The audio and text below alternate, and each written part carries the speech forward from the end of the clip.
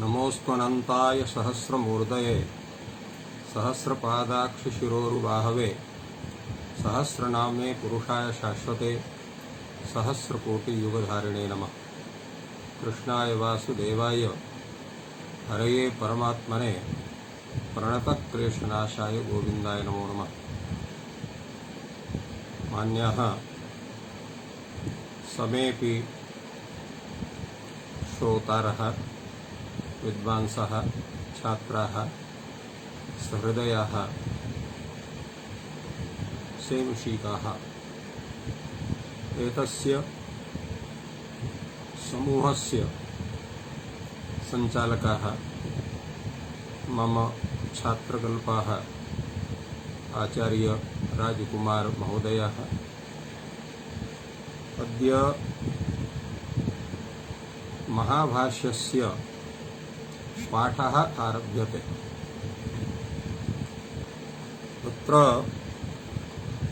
भाष्यविषये यद्यपि सर्वत्र बहुकथनं नास्ति, तथापि किं नाम भाष्यम् एतावद् विचार्यते, किञ्च भाष्ये प्रतिपादितमस्ति इति सर्वं ज्ञातव्यं भवति। तत्र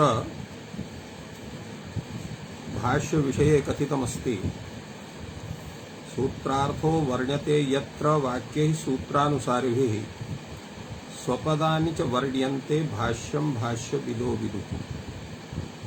अर्थात यत्र सूत्राणां व्याख्यानं सम्यक्तया भवति सूत्रार्थश्च वर्ण्यते तत्रैव सूत्रानुसारिणी यानि वाक्यानि भवन्ति तेषां वाक्यानामपि व्याख्यानं क्रियते। अथ च यत्र ग्रन्थकारः भाष्यकारः इत्थं जानाति यत्र किमपि नूतनं वाक्यं देयं तस्य सूत्रस्य व्याख्यानविषये तद्वाक्यम् अपि स्वयमेव वार्तिकरूपेण उपस्थाप्य तस्यापि व्याख्यानं करोति। अतएव तद्भाष्यं वर्तते। वस्तुतः इदं पातञ्जलभाष्यम् आदिभाष्यं वर्तते। एतस्य भाष्यस्य यल्लक्षणम् अस्माभिः उक्तं सूत्रार्थो वर्ण्यते यत्र वाक्ये सूत्रानुसारिभिः स्वपदानि च वर्ण्यन्ते भाष्यं भाष्यविदो विदुः। एतल्लक्षणमपि एतद्भाष्यमादाय एव विरचितं वर्तते। यतो हि यावल्लक्ष्यं न भवति तावत् न निर्मातुं शक्यते इति कृत्वा एतद्भाष्यं विलोक्येव आचार्यैः एतल्लक्षणं प्रदत्तमत्र। तत्र भाष्यविषये किमपि तत्स्वरूपविषये चिन्तनीयं वर्तते। यतो हि एतद् यद्भाष्यं वर्तते तत्र पूर्वं पतञ्जलिना यद्यपि समेषु सूत्रेषु भाष्यग्रन्थं रचितवान् आसीत्, किन्तु साम्प्रतं सर्वेषु सूत्रेषु भाष्यं नैव उपलभ्यते। तस्य कारणं तु अनेकं वर्तते, तथापि एकं कारणं मुख्यतया अस्ति यत् मध्ये तत्र ये आक्रमणकारिणः सन्ति तेषां प्रभावेण ये विद्वांसः तेषाम् अध्ययनक्रमः परम्परा च मध्ये मध्ये खण्डिता। तेन कानिचित् सूत्राणां भाष्यग्रन्थं तत्र इतस्ततः सञ्जातम्। अनन्तरं कैश्चित् विद्वद्भिः एतस्य सम्पादनं सम्यक्तया विहितम्। तेन साम्प्रतं तत्र 80,600 सूत्रेषु भाष्यग्रन्थः प्राप्यते अधुना। तत्र 83,900 सूत्राणि काशिकाकारमते तत्र पाणिनिसूत्राणि सन्ति। एवं सिद्धान्तकौमुदीकारमते 78,900 सहस्रत्रयं सूत्राणि सिद्धान्तकौमुदीकार मते वर्तन्ते। एवमेव तत्र अध्यायक्रमानुसारं दृश्यते चेत् तर्हि प्रथमाध्याये 150-103 सूत्राणि तत्र प्रथमाध्याये अष्टाध्यायी ग्रन्थे सन्ति। तत्र 1विंशत्यधिक-102 सूत्रेषु तत्र महाभाष्य ग्रन्थं वर्तते। एवं द्वितीयाध्याये 68-200 सूत्राणि सन्ति। तत्र 49-100 सूत्रेषु तत्र महाभाष्य ग्रन्थं वर्तते। एवमेव तृतीयाध्याये तत्र 130-600 सूत्रेषु तत्र 40-200 सूत्रेषु तत्र महाभाष्य ग्रन्थं वर्तते। एवमेव चतुर्थाध्याये 130-600 सूत्रेषु तत्र 8-102 सूत्रेषु महाभाष्य ग्रन्थं वर्तते। पंचमाध्याये 55-500 सूत्रेषु तत्र 9-200 सूत्रेषु महाभाष्य ग्रन्थं वर्तते। एवमेव षष्ठाध्याये 33-700 सूत्रेषु तत्र 98-200 सूत्रेषु तावत् महाभाष्य ग्रन्थः वर्तते। एवमेव सप्तमाध्याये 38-400 सूत्रेषु केवलं 93-100 सूत्रेषु महाभाष्य ग्रन्थः वर्तते। एवमेव अष्टमाध्याये 59-300 सूत्रेषु 73-100 सूत्रेषु महाभाष्य ग्रन्थः वर्तते। चतुर्षु तत्र माहेश्वर सूत्रेषु महाभाष्य ग्रन्थः वर्तते। एवं आहत्य तत्र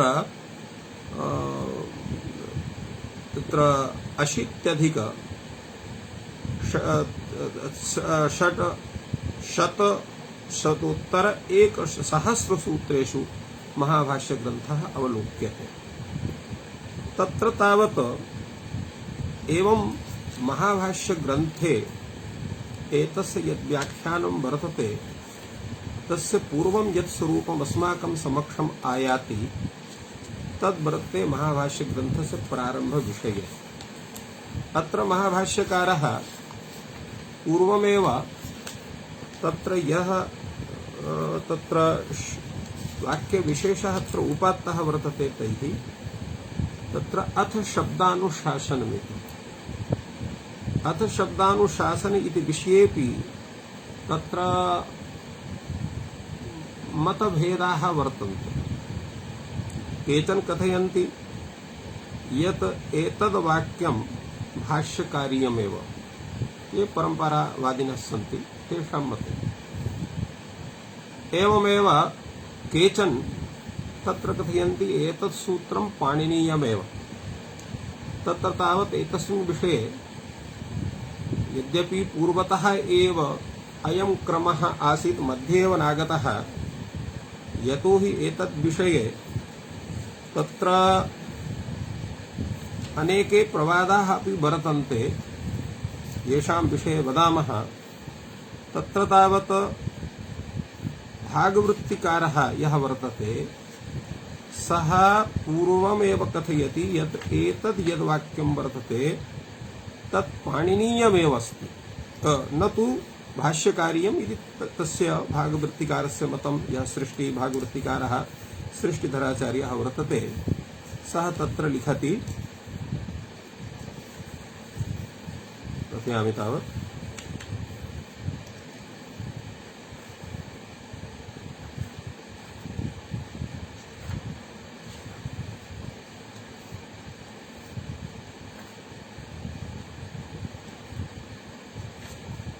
आम् तत्र भागवृत्तिकारः कथयति यत् भाषावृत्तिकारः व्याकरणशास्त्रमारम्भमाणो भगवान् पाणिनिमुनिः प्रयोजन नामनि व्याचिख्यासुः प्रतिजानीते अथ शब्दानुशासनमिति। एवमेव मेधातिथिः अपि मनुस्मृति ग्रन्थस्य यः टीकाकारः वर्तते सः कथयति पौरुषेयस्वपि ग्रन्थेषु नैव सर्वेषु प्रयोजनानाभिधानम् आद्रियते तथा हि भगवान् पाणिनिः अनुक्तैव प्रयोजनम् अथ शब्दानुशासनम् इति सूत्रसन्दर्भम् आरभते। एवं तत्र एतेषां कथनं वर्तते। अनेन ज्ञायते यत् प्राचीनेषुपि अयं प्रवादः आसीत् यद् एतत् वाक्यं पाणिनीयं वर्तते भाष्यकारीयम्, किन्तु अस्माकं या परंपरा वर्तते तत्र एतत् वाक्यं पाणिनीयमेव इति न कथनम् उचितं नास्ति, अपितु एतद् वाक्यं वर्तते भाष्यकारीयमेव। यतोहि एतस्य व्याख्याकाराः कैयटमहोदयः कथयन्ति स्ववाक्यं भाष्यकारो विवरणकारत्वात् व्याकरणस्य साक्षात् प्रयोजनमाह अथ शब्दानुशासनमिति। अर्थात् भाष्यकारः स्वकीय अग्रे च कथयन्ति स्ववाक्यं व्याख्यातुं तद अवयवम् अथ शब्दं तावत् व्याचष्टे। तो अत्र कैयट मते एतद् वाक्यं भाष्यकार्यमेव अस्ति, न तु पाणिनीयम् अस्ति। एवमेव तत्र काशिकावृत्तेः व्याख्याकारः पदमञ्जरीकारोऽपि वदति तत्र व्याकरणमर्थविशेषम् आश्रित्य पदमन्वाचक्षाणं पदपदार्थप्रतिपादनेन वेदस्य उपकरोति। एवं वृत्तिकारस्तु प्रयोजन प्रवणत्वात् प्रेक्षावत् प्रवृत्तेः संभवाच्च प्रयोजनस्य भाष्यकारेण पठितं साक्षात् प्रयोजनमाह। तत्र काशिकाकारोऽपि तत्र भाष्यकार्यम् इदं वाक्यम् इति मन्यते, कैयटोऽपि तथैव मन्यते। एवमेव नागेशभट्टः अथ च भट्टोजीदीक्षितः शब्दकौस्तुभे तथैव प्रतिपादयति। सः कथयति एतस्मिन् विषये यत् प्रेक्षावत् प्रवृत्ते व्याकरणस्य विषयं भगवान् भाष्यकारः प्रादर्शयत् अथ शब्दानुशासनमिति। तत्र प्रश्नः उदेति यत् पक्षद्वयं कथमागतम् एतस्मिन् विषये। एतस्य किं कारणं वर्तते? यद्यपि प्रायः समेऽपि विद्वांसः स्वस्वपक्षं स्वस्वतर्कैः पोषयन्ति, किन्तु एतस्मिन् विषये किमपि सम्यक्तया विचारः अपि करणीयः वर्तते। सर्वेषां यद्यपि ये इत्थं प्रतिपादयन्ति यत् इदं वाक्यं पाणिनीयमेव अस्ति न तु भाष्यकार्यं, तेषां कथनं वर्तते याः तत्र किं नाम तत्र पाण्डुलिपयः सन्ति, तत्र अष्टाध्यायाः, तो बहुषु पाण्डुलिपिग्रन्थेषु प्राचीनेषु अथ शब्दानुशासनम् इत्यस्मात् ग्रन्थप्रारम्भः दृश्यते। मेधातिथेः भाषावृत्तेः उदाहरणम् अस्माभिः प्रदत्तमेव। तर्हि एतेषां कथनं वर्तते यतोहि यद् भाष्यस्य कथनं वर्तते, भाष्यस्य यद् लक्षणम् अस्माभिः पूर्वम् उपस्थापितं तदनुसारेण तत्र सूत्रार्थो वर्ण्यते यत्र इति कथनेन सूत्रार्थः एव पूर्वं वर्ण्यते। अतः अत्र पाणिनिसूत्रम् अस्ति इति तत्र स्वीकरणीयम्। अथ च तत्र ग्रन्थस्य प्रारम्भः, सर्वेषां ग्रन्थानां प्रारम्भः तत्र सूत्रादेव प्रवर्तते। तस्मादेव तत्र एतस्य ग्रन्थस्य प्रारम्भः यथो शब्द अथ शब्दानुशासनम् इति वाक्यात् भवति। तद्दृष्ट्यापि एतत् पाणिनीयं तत्र वक्तुं शक्यते। किन्तु ये एवं विचारयन्ति यत् एतद् वाक्यं वस्तुतः भाष्यकारीयमेव, तेषां मतेपि एतस्य स्वरूपमायाति स्वपदानि च वर्ण्यन्ते भाष्यं भाष्यविदो विदित्यत्र। तो स्वपदानामपि वर्णनं तैः क्रियते सम्यक्तया। अतएव भाष्यकारः स्वपदमेव पूर्वं वर्णितम् अत्र। अतएव तत्र कैयटः कथयति भाष्यकारो विवरणकारत्वात् व्याकरणस्य साक्षात् प्रयोजनमाह।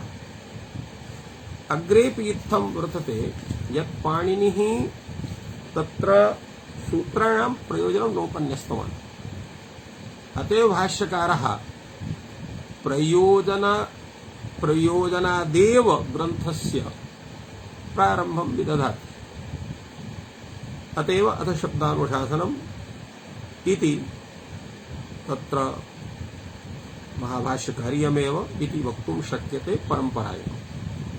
किन्तु ये यथा स्वीकुर्वन्तु तथा ते स्वीकुर्वन्तु नाम अस्माकं कस्यचित् मत विषये आक्षेपः नास्ति।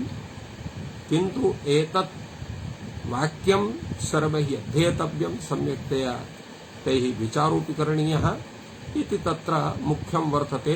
इदं पाणिनीयं वा भवतु पातञ्जलं वा भवतु, एतद्विषये अस्माकं तत्र कश्चन विरोधः नास्ति।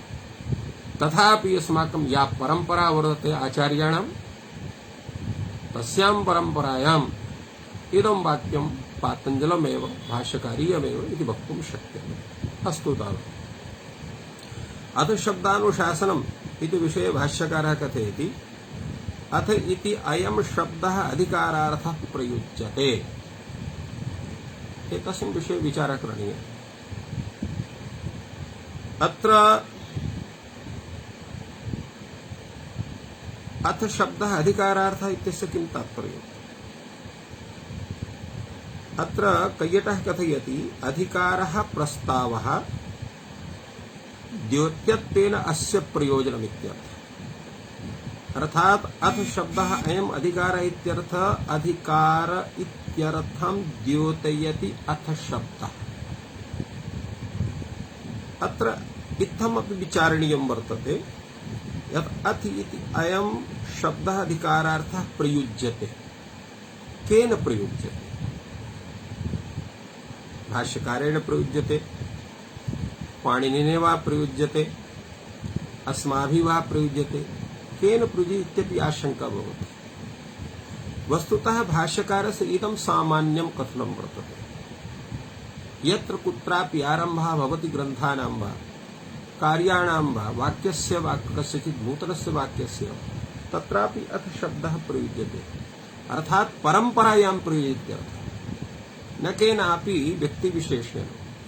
अथ च तत्र एवमपि कथनं वर्तते अथ इति शब्दः, ओम् इति शब्दः ब्रह्मणः मुखात् प्रथमं तत्र निःसृतम्। अतएव एतौ शब्दौ मङ्गलार्थौ कथितौ वर्तेते। फलतः अत्र प्रयुज्यते इति कथनेन ब्रह्मणा प्रयुज्यते इति वक्तुं शक्यते। अतः पाणिनिना प्रयुज्यते वा अन्येन वा प्रयुज्यते इत्यस्यापि कथनस्य तत्र समाधानं भवति। तो अथ अयं शब्दः अधिकारार्थः प्रयुज्यते, अर्थात् तस्य प्रयोगः एतस्मिन् अर्थे भवति। स च अर्थः अत्र द्योत्यार्थो वा भवति, तत्र वाच्यार्थो वा भवति इति विषये अपि विचारः भविष्यति। तत्र अयम् अथ शब्दः यद्यपि अव्ययी प्रकरणे पठितः वर्तते, तत्र एतस्मिन् विषयेपि विचारः करणीयः वर्तते। अत्र अधिकारार्थः अथ शब्दस्य किं द्योत्यार्थः वर्तते वाच्यार्थो वा वर्तते। पूर्वं कैयटरीत्या विचारयामः। कैयटः कथयति निपातानां च द्योतकत्वं वाक्यपदीये निर्णीतम्। अथ शब्दस्य अधिकारार्थत्वे यो वाक्यार्थः प्रयुज्यते तं दर्शयति। एवं रूपेण अथ शब्दस्य यः अधिकारार्थः सः द्योत्यार्थः इति मन्यते। किन्तु नागेशभट्टः इत्थं न स्वीकरोति। सः कथयति यत् प्रायः नागेशभट्टस्य मतं यद्यपि वैयाकरणरीत्या एव सर्वत्र प्रवर्तते, किन्तु क्वचित् स्थल विशेषे नैयायिकैः प्रभावितः दृश्यते नागेशभट्टः। यथा नैयायिकाः तत्र उपसर्ग भिन्नानां निपातानां वाचकत्वं स्वीकुर्वन्ति, उपसर्गाणां द्योतकत्वं तेपि स्वीकुर्वन्ति। तथैव अयमपि प्रतिपादयति उपसर्गातिरिक्त निपातानां द्योतकत्ववाचकत्वोभय स्वीकारस्य अव्ययं विभक्ति इति सूत्रे भाषे स्पष्टत्वात्। उपसर्गातिरिक्तानां द्योतकत्वपक्षोऽपि वर्तते, वाचकत्वपक्षोऽपि वर्तते। तत्र स्वप्रमाणं प्रदर्शयति अव्ययं विभक्ति इति सूत्रे भाष्ये स्पष्टत्वात्। उपसर्गाणां तु द्योतकत्वमेव इति स्पष्टं गतिर्गतो इति सूत्रे भाष्ये। अतएव साक्षात्कृते गुरुः इत्यादि संगच्छते। प्रारंभ क्रिया विषयत्व द्योतकस्यापि अथ शब्दस्य अन्यार्थं नियमान दध्यावित मंगलत्वमपि इत्युभयार्थं अथ शब्दः प्रयुज्यते इति फलितम्। तो अत्र साक्षात् क्रियते गुरु इत्यत्र यतो हि साक्षात् इति शब्दस्य साक्षात् प्रभृतिः च सूत्रेण गतिसंज्ञा भवति इति कृत्वा तस्य द्योतकत्वं मन्यते अयं नागेशभट्टः, किन्तु अन्येषां निपातानाम् अथ प्रभृतीनां तत्र वाचकत्वं स्वीकरोति। अग्रे प्रतिपादयति च परे तु अत्र वाचकत्वमेव इच्छन्ति अधिकृतम् इति तदर्थं वदन्ति। तो एवं भाष्यकारः नागेशभट्टः अथ शब्दः तत्र अथ शब्दस्य यः अधिकारार्थः सः अधिकारार्थः वाच्यार्थः वर्तते, न तु द्योत्यार्थः इत्थम् एतस्य प्रतिपादनं विदधाति। किन्तु प्रायः इत्थं दृश्यते नागेशभट्टः एकत्र तस्य सिद्धान्तत्वेन किमपि तत्र प्रदर्शयति, अग्रे च तस्यैव खण्डनमपि विदधाति। यथा तत्र मञ्जूषायां अत्र कथितं वर्तते द्योतकस्य लक्षणत्रयं तत्र दत्तं मञ्जूषायां स्वसमिग्राहित पदनिष्ठ वृत्त्युद्बोधकत्वं यथा अनुभवति इत्यादौ अनित्यत्र क्रियाविशेषाक्षेपकत्वं यथा प्रादेशं विलिखित्यादौ वर्तमान क्रियाक्षेपकः प्रादेशं विमाय लिखितीत्यर्थावगमात्।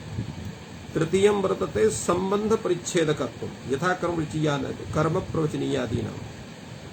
एवं अत्र एतस्य विषय वर्तते तत्रैव प्रतिपादितं प्रबलं मञ्जूषायाम् एतैः अथ शब्दे सन्निधानेनैव अनेक क्रिया विषयस्य शब्दानुसारस्य आरभ्यमाणता प्रतीयते।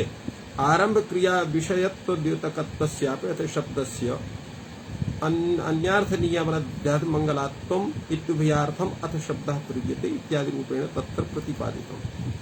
तत्र अथ शब्दः आरंभ क्रियां द्योतयत् इति तत्र तैः प्रतिपादितं वर्तते। अनेन ज्ञायते यत् अथ शब्दः नागेशभट्टमतेपि क्वचित् तत्र आरंभ क्रिया द्योतकः वर्तते, अनेन ज्ञायते। अपि च अव्ययं विभक्ति समीप स्मृति इत्यात्र भाष्येपि तत्र अथवा इति प्रतीके लिखितं वर्तते। अव्ययस्य श्रुतत्वात् अंतरंगत्वात् तस्य विभक्त्यादयो विशेषणानि तत्र पदोत्तर पदार्थावच्छिन्नाः समृद्ध्यादयः प्रतिपिपादयिषयिता भवन्ति इति कैयटः प्रतिपादयति। तत् अव्ययं समृद्ध्यादिनां वाचकम् इति तेषां तदर्थता भवति। सुमद्रम इत्यत्र तु मद्र शब्दः समृद्धि विशिष्ट अर्थमाह। सुशब्दो सुसमृद्धि द्योतकः न तु वाचकः इत्यादि। नागेश भट्टः अत्र प्रतिपादयति निपातानां द्योतकत्वं वाचकत्वं लक्ष्यानुरोधाच्च व्यवस्था इति लिखितवान्।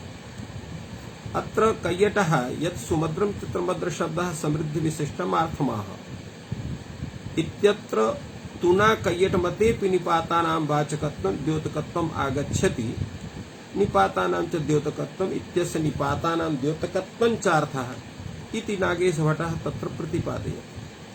किन्तु सामान्यतया यथा अत्र सुमद्रम इत्यत्र मद्र शब्दः सुशब्दः तत्र समृद्धि विशिष्टस्य अर्थस्य द्योतकः वर्तते, एवमेव सर्वत्र तत्र द्योतकार्थम् आदाय अपि तस्य समाधानं कर्तुं शक्यते। इत्थमपि अनेके विद्वांसाः तत्र समाहितवन्तः। अतएव तत्र भट्टोजीदीक्षितः तत्र शब्दकौस्तुभे इत्थमेव तत्र प्रतिपादितवान्। सः कथयति यत् अत्र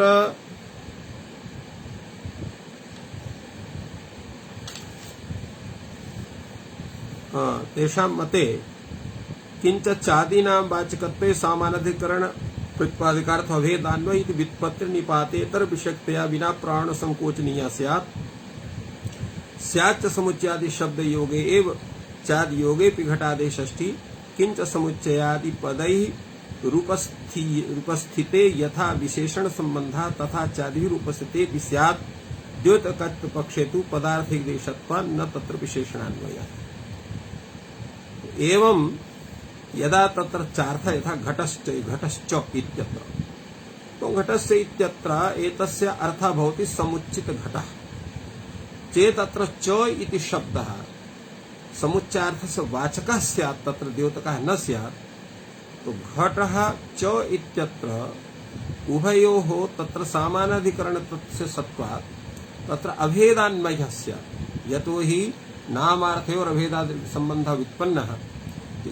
अनेन तर्केण सः प्रतिपादयति यत् स घटश्च इत्यत्र यः च वर्तते सा समुच्चार्थस्य द्योतकः वर्तते न तु वाचकः। अतएव अत्र अभेदान्वयः न भवति। एवं रूपेण चादीनामपि तत्र प्रतिपादयति यत् चादयः अपि प्रादयः इतिवत् चादयः अपि एते सर्वेपि तत्र द्योतकाः एव सन्ति, वाचकाः न सन्ति इति प्रतिपादितम्। अधुना तत्र अथ शब्दानुशासन विषये तत्र शब्दानुशासनम् इत्यस्य किं तात्पर्यं, शब्दानुशासनस्य किं स्वरूपं वर्तते, किंच तस्य व्याख्यानं वर्तते इति विषये विचारयामः। तत्र अथ शब्दस्य मंगलार्थत्वं वर्तते। एतस्य प्रतिपादनं तावत् पूर्वमेव कथितमस्ति नागेशभट्टेन।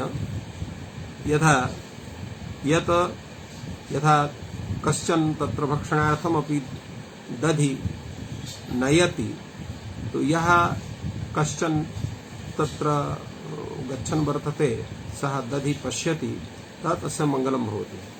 यद्यपि एतस्य मंगलं भवतु इति दृष्ट्या केनचित् पुरुषेण जनेन वा तत्र दध्नः आनयनं न कृतं वर्तते, तथापि दृष्ट्वैव तस्य मंगलत्वं जायते।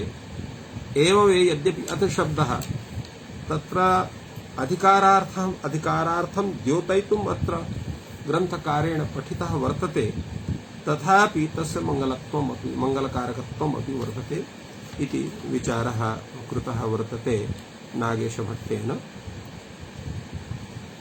शब्दानुशासनं नाम शास्त्रम् अधिकृतं वेदितव्यम्। तो शब्दानुशासनं नाम शास्त्रम्। तो शब्दानाम् अनुशासनम् इति शब्दानुशासनम् इति वर्तते। अत्र एतस्य व्युत्पत्तिर्वर्तते अनुशिष्यन्ते असाधु शब्देभ्यो विविच्य ज्ञाप्यन्ते अनेन इति अनुशासनम् शब्दानाम अनुशासनम् इति शब्दानुशासनम् अत्र अनुपूर्वक शासनशिष्टौ धातोः करणे अर्थे ल्युट् प्रत्यये कृते सति अत्र अनुशासन शब्दः निष्पद्यते तेन अनुशासनम् इत्यनेन अत्र तत्र शास्त्र शब्देन तस्य सामानाधिकरणं भवति करणतया शब्दानुशासनं नाम शास्त्रम् इति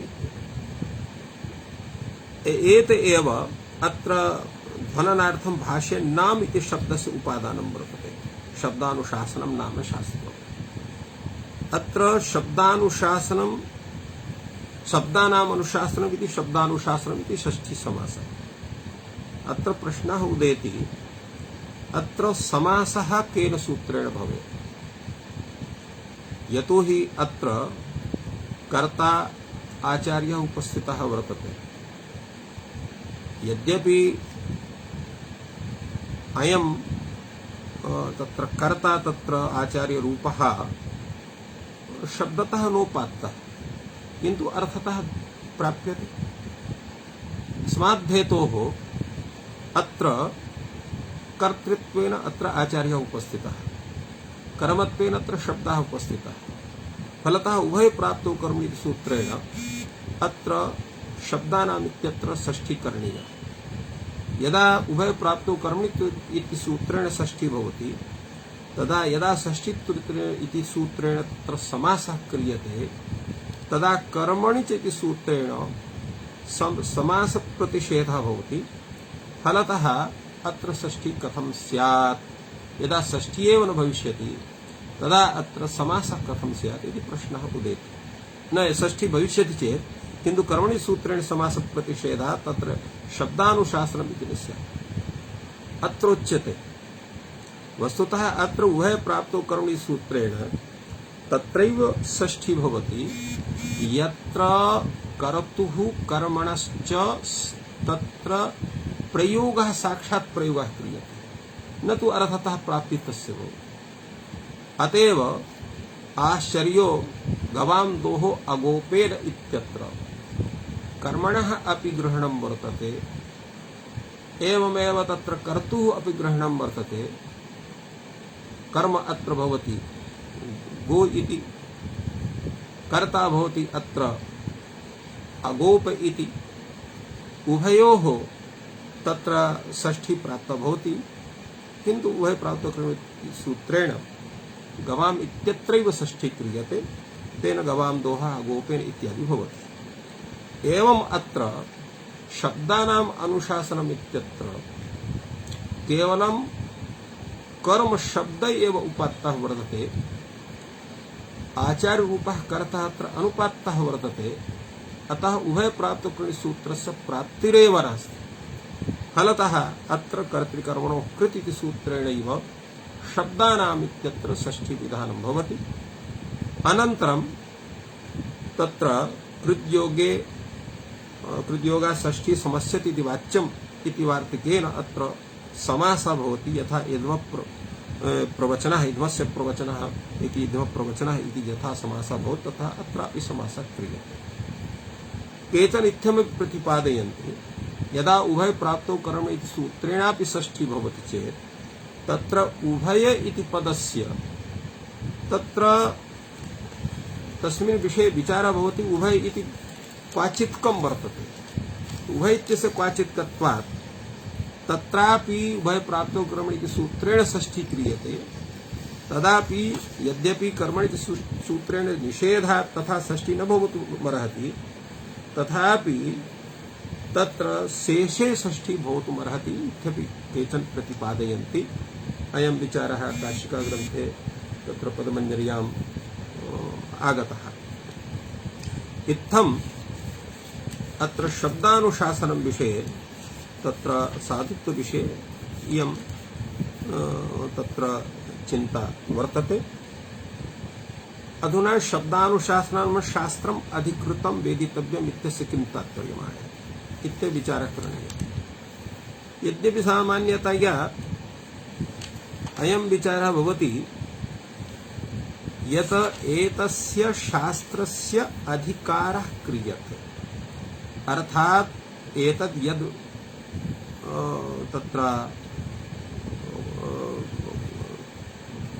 तत्र शास्त्रं वर्तते तत्र शब्द विषये एव प्रतिपादनं भविष्यति।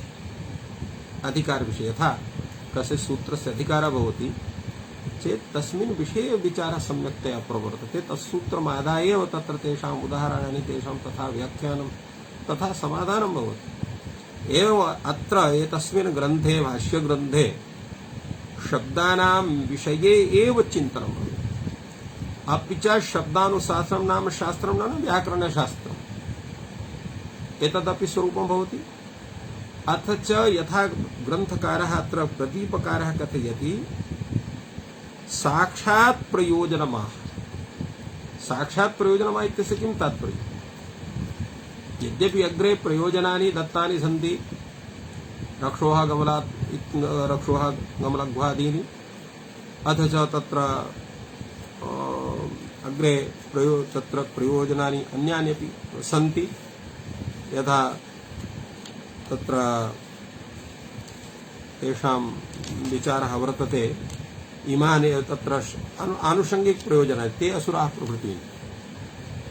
किन्तु अत्र तानि प्रयोजनानि यानि सन्ति तानि प्रयोजनानि सन्ति, अर्थात् व्याकरणशास्त्रस्य शब्दानुशासनस्य प्रयोजनानि सन्ति।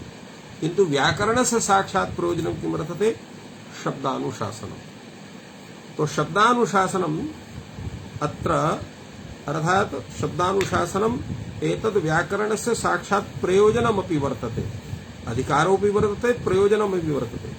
कथं वर्तते प्रयोजनम्? तत्र शब्दानाम् अनुशासनमेव अस्माकं प्रयोजनं व्याकरणशास्त्रस्य भवति। शब्द अत्र एतस्मिन् शब्दे का प्रकृतिः, कश्च प्रत्ययः, कीदृशम् एतस्वरूपं निष्पद्यते, एतत् सर्वं प्रतिपाद्यं भवति। तो अत्र पुनः प्रश्नः उदेति यत् किमर्थं तत्र प्रयोजनं तत्र कथितव्यम्? प्रयोजनानामेव आवश्यकता का वर्तते? तत्र इयम् उक्तिः अस्ति, प्रयोजनम् अनुद्दिश्य मन्दोऽपि न प्रवर्तते।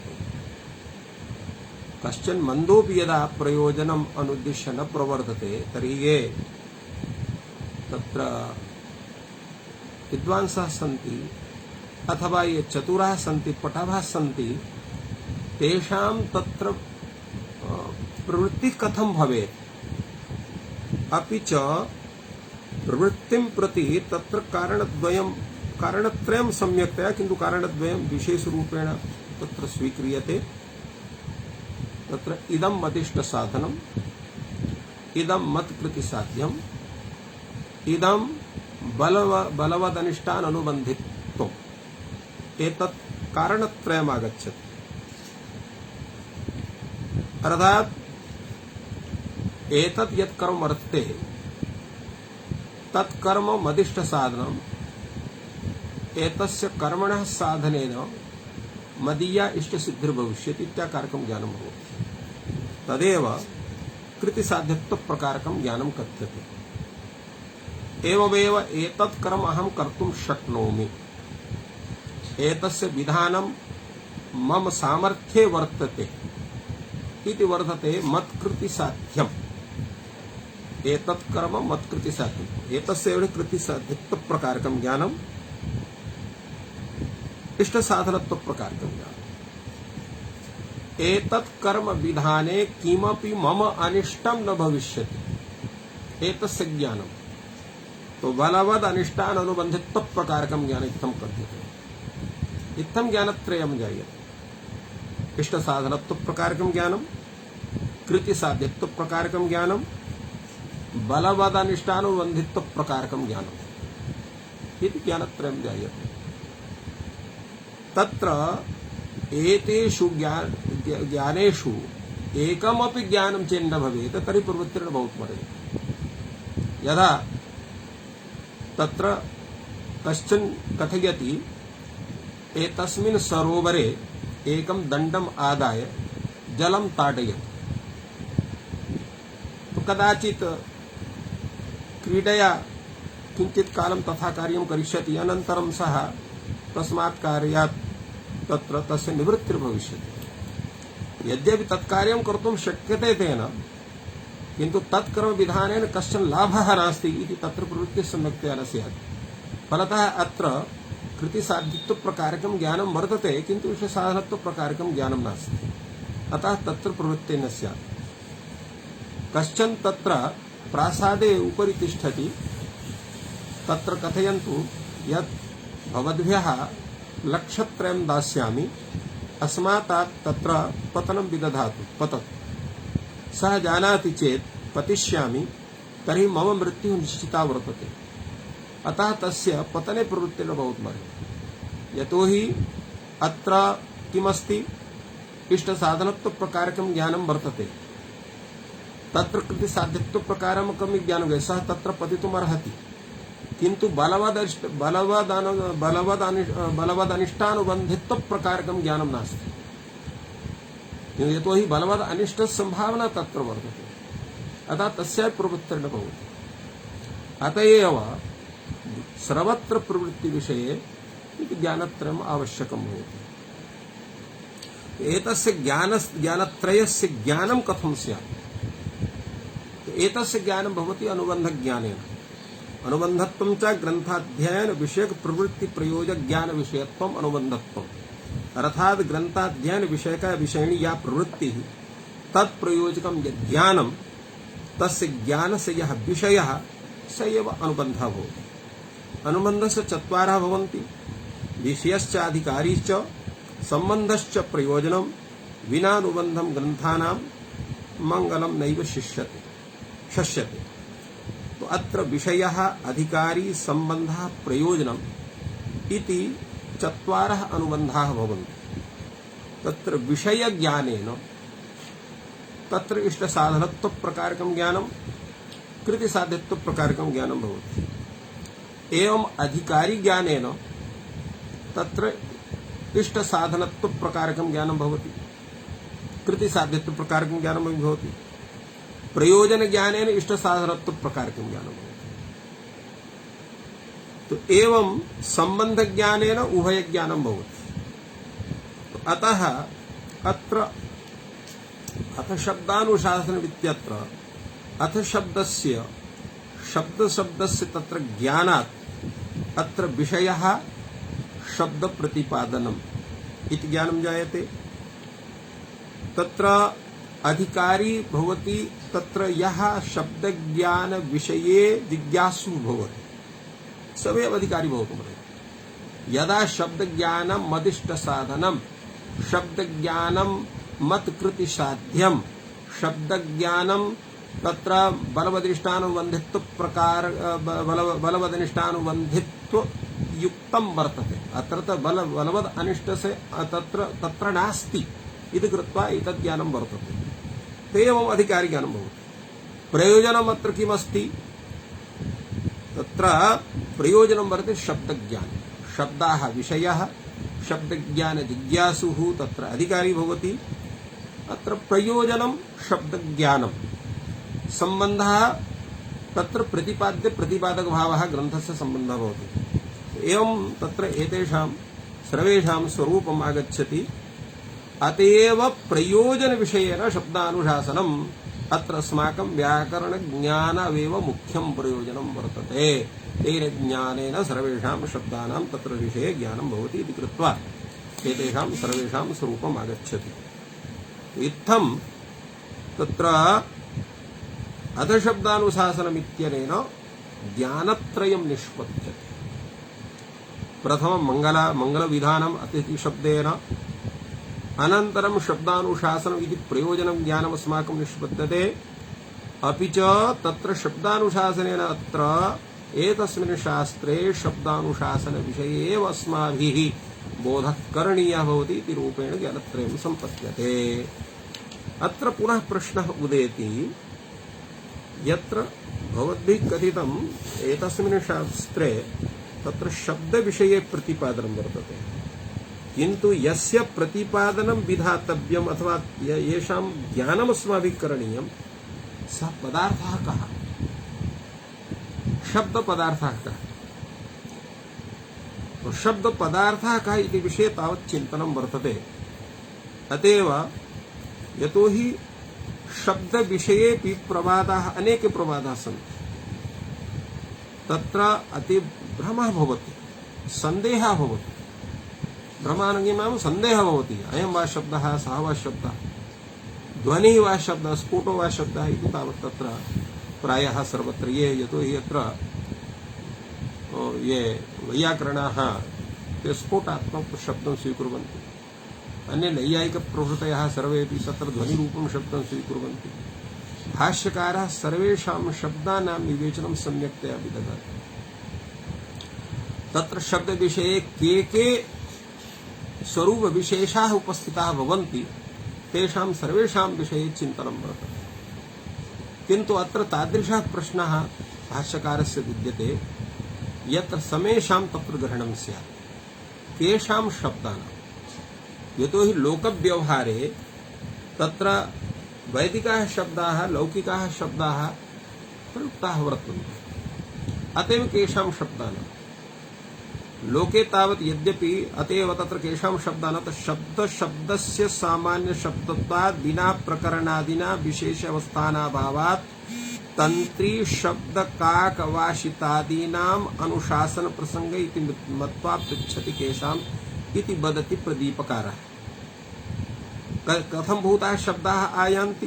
तंत्री शब्दाः अर्थात वाद्यानां शब्दाः, काकवाशितादीनाम् अर्थात काकादीनां ये शब्दाः सन्ति, वाशितादीनाम् अर्थात अपभ्रंश शब्दाः।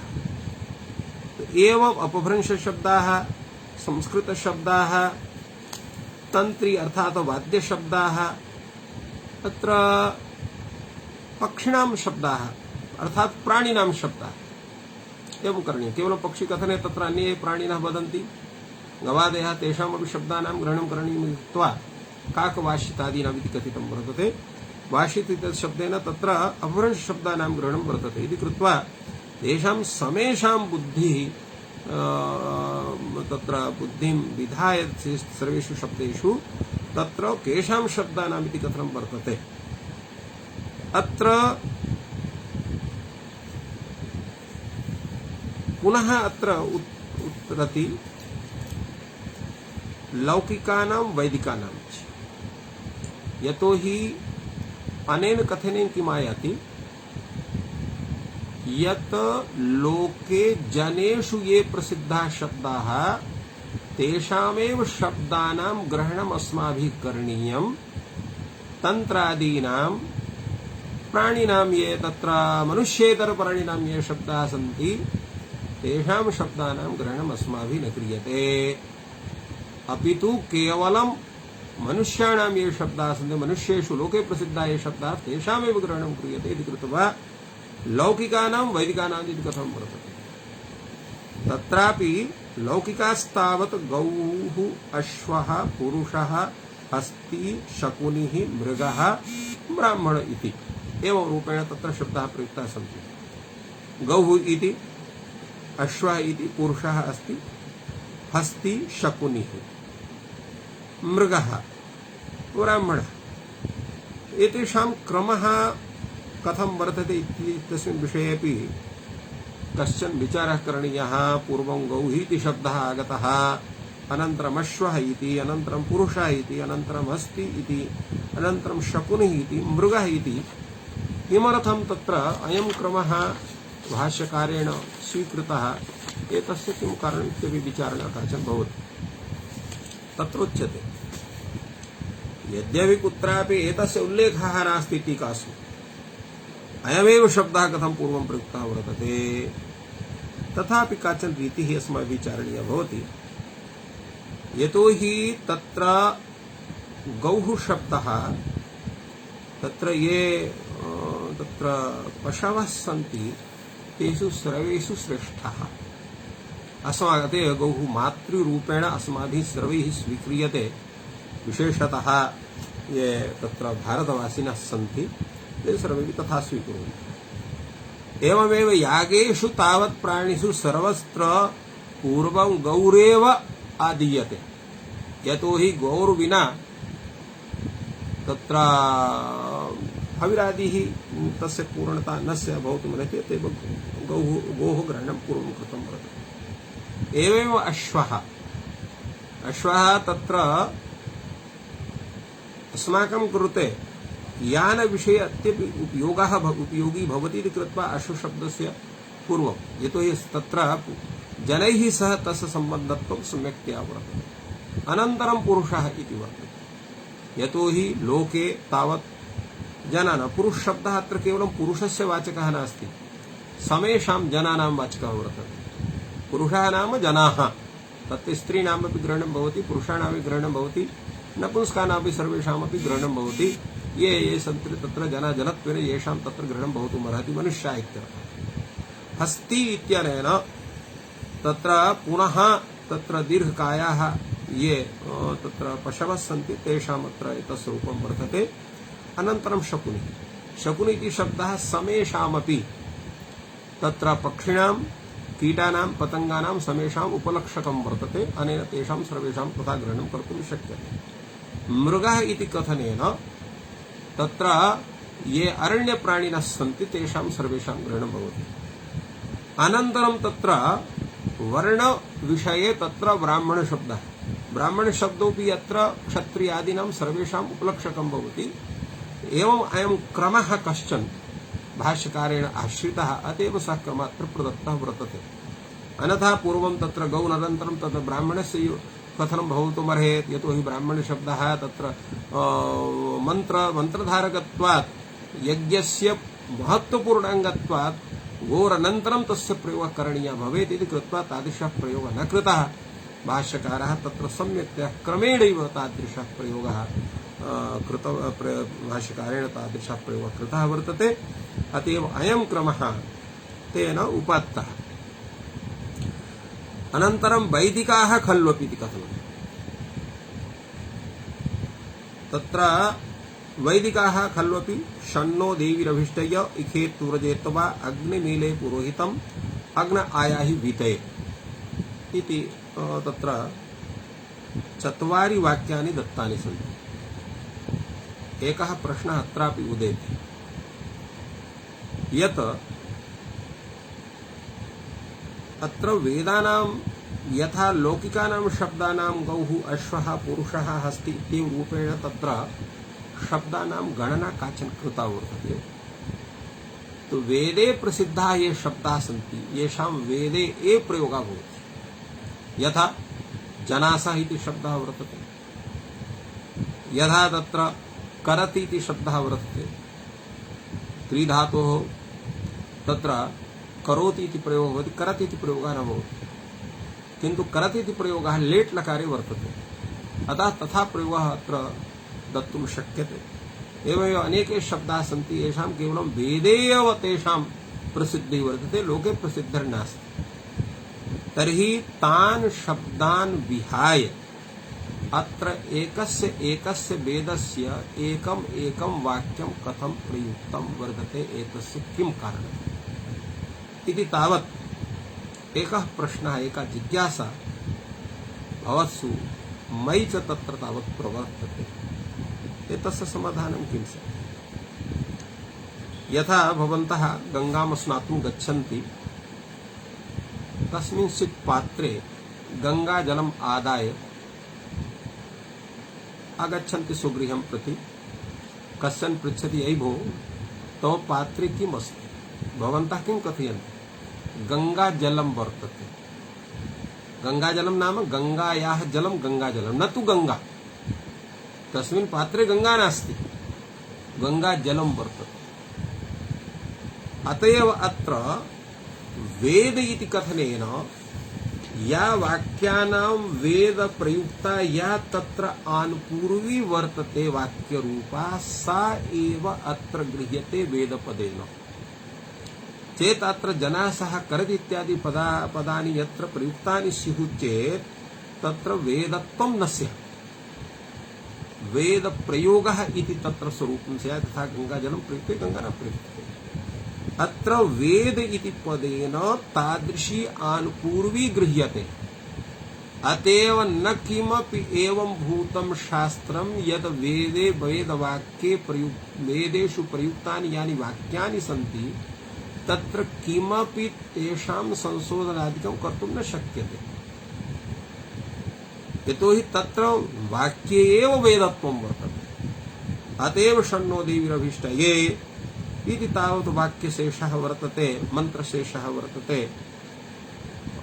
तत्र अथर्ववेदस्य लिखेत्तूर्येत्वा इति रूपं वर्तते यजुर्वेदस्य अग्निमीले पुरोहितम् इति वर्तते ऋग्वेदस्य अग्ने आयाहि वीते इति वर्तते सामवेदस्य एतानि वाक्यानि एवं रूपेण अत्र प्रयुक्तानि सन्ति यतोहि यथा अस्माभिः कथितं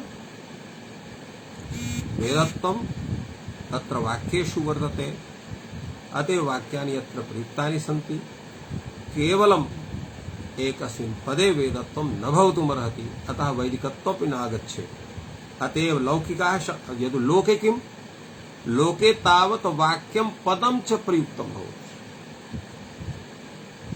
पदं प्रयुज्यते वाक्यं च प्रयुज्यते यद्यपि सामान्यतः वाक्यानां प्रयोगः लोकभाषायां दृश्यते सर्वत्र किन्तु पदानामपि प्रयोगः पृथक्तया वर्तते यथा अयि भो तव किं नाम रमेशः तो रमेश इति पदं किं करोति गच्छामि एवं तत्र क्रियापदं प्रयुज्यते किन्तु वेदे तथा नास्ति वेदे तु सर्वत्र वाक्यम् एव प्रयुज्यते तत्रैव वैदिकत्वं वर्तते वेदे भवं वैदिकं वाक्यं न तु पदं तत्र प्रयुक्तं भवति वैदिकं यतोहि तत्र वेदत्वं न स्यात् वेदस्य इदम् इति भवितुमर्हति किन्तु तत्र वेदे भवम् इत्यत्र वैदिकम् इत्यत्र वैदिकत्वेन केवलं वाक्यानां प्रयोगः क्रियते अस्मात् हेतोः अत्र वेदवाक्यानि एव अत्र दत्तानि सन्ति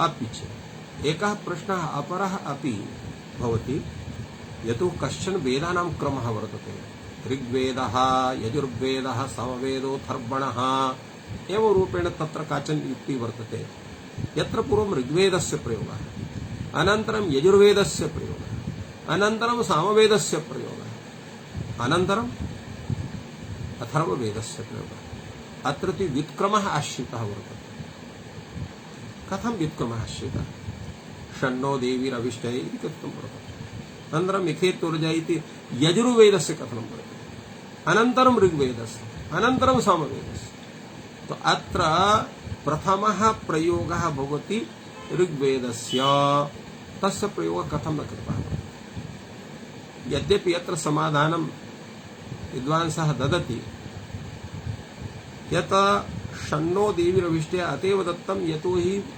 पतञ्जलेः वेदः अथर्ववेदः आसीत् तो स्ववेदे रागत्वात् प्रथमः प्रयोगः तैः कृतः वर्तते इति वदन्ति किन्तु मम दृष्ट्या एतत् शोभनं न प्रतीयते कथम् इति चेत् वदामि तत्र तावत् पश्यन्तु तावत् अत्र मन्त्रेषु अग्निमीले पुरोहिते तत्र अग्निम् इत्यस्य कथनं वर्तते अग्न आयाहि बीते तत्र अग्ने सम्बोधनम् अग्निशब्दस्य स्वरूपं वर्तते प्रायः यदा वेदाध्ययनं विधीयते तदा अग्निवाचकस्य मन्त्रस्य आदौ अध्ययनं भवति सर्वत्र अतएव यजुर्वेदिनां यदा वेदाध्ययनं भवति प्रथममन्त्राद् वेदाध्ययनं न प्रवर्तते तो हि खेतिरजित्वा इति मन्त्रं यद्वर्तते शाखास्पर्शस्य मन्त्रः वर्तते तस्मात् हेतोः अध्ययनं तत्र भवति संविदाग्निम् इत्यादि तत्र तृतीयाध्यायस्य यः प्रथमः मन्त्रः तस्मात् अध्ययनं भवति यतोहि सः मन्त्रः तत्र अग्नेः मन्त्रः भवति यतोहि अग्नितत्त्वं तैजस्तत्त्वं तो तैजस्तत्त्वस्य सम्यक्तया तत्र आधानाय अग्निमन्त्रस्य तत्र प्रारम्भः भवति अध्ययनस्य इति क्रमः कश्चन परम्परायां विद्यते। अतएव तत्र अग्निमन्त्राः अत्र सन्ति, अग्निमीले इत्यत्रापि अग्नयाहिभीते इत्यत्र। इखेतिरजति शाखास्पर्शस्य मन्त्रः वर्तते इति तावत् तत्र तथा स्वरूपं नास्ति, अतः तस्मात् अध्ययनोऽपि न प्रवर्तते। किन्तु अत्र शन्नो देवीरभिषे इत्यत्र शं नः शं भवतु, न अस्माकम् अध्येतॄणाम् अध्यापकानां वा सर्वेषां शः शं भवतु। अतएव अत्र मङ्गलमपि भवतु सर्वेषां वैदिक वेदेनापि इति कृत्वा शन्नो देवीरभिषे इति मन्त्रः पूर्वम् उपात्तः वर्तते पतञ्जलिना। यतोहि पतञ्जलिः जानाति तेनैव क्रमेणापि मन्त्राणां स्थापनं वयम् अस्माभिः कर्तुं शक्यते, किन्तु तेन तादृशं मङ्गलं न स्यात्। किन्तु मन्त्रेणापि मङ्गलं भवति। यद्यपि यत् शब्दानुशासनमिति कृत्वा अतिथिपदेन सर्वेषां मङ्गलं सम्पन्नम्, किन्तु अतिथिशब्दः तत्र वेदवत् सत्त्वादपि वेदः नास्ति। वेदेनापि मङ्गलाचरणं भवतु इति कृत्वा शन्नो देवीरभिष्टय इति मन्त्रः उपात्तः। अनन्तरं तत्र क्रमः वर्तते इखेतेरजुत्वा इत्यस्य क्रमः यदि यजुर्वेदस्य द्वितीयः क्रमः भवति द्वितीयक्रमत्वेन तः उपात्तः। अनन्तरं तत्र अग्निवाचकानां पदानां यतोहि तत्र क्रमशः सत्त्वात् तत्र ऋग्वेदः अनन्तरं सामवेदः उपात्तः इति कश्चन तर्कः दातुं शक्यते। एवं रूपेण एतेषां शब्दानां प्रयोगः, यतोहि शब्दानां शासनं करणीयं, तत्र लौकिकाः शब्दाः कथं भूताः सन्ति तेषां स्वरूपं दत्तं, वैदिकाः शब्दाः कीदृशाः तेषां स्वरूपं दत्तम्। अपि च अनेन इत्थमपि सूच्यते, अनेन पाणिनीयग्रन्थेन न केवलं लौकिकानां शब्दानाम् अनुशासनं भवति, अपि तु वैदिकानां शब्दानामपि अनुशासनं भवति। एतत् व्याकरणशास्त्रं लोकवेद साधारणं वर्तते, एतदपि अनेन सूच्यते। किन्तु सः शब्दः कीदृशः, केन रूपेण शब्दस्य ज्ञानं वयं कर्तुं शक्नुमः, एतस्य विषये वयं श्वः चर्चां कर्ता स्मः। अद्य अत्र विरम्यते। सर्वेभ्यो नमः। जयतु संस्कृतं, जयतु भारतम्। साधु।